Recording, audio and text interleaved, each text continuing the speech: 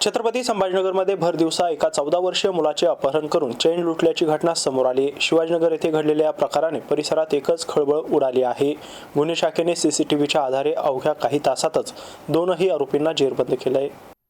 शिवाजीनगरच्या 11वी योजना भागात सोमवारी दुपारच्या सुमारास हा थरार घडला. 14 वर्षीय विजय हा घराजवळ सायकल खेळत असताना मोपेडवरून आलेल्या दोघांनी अचानक त्याला कट मारला.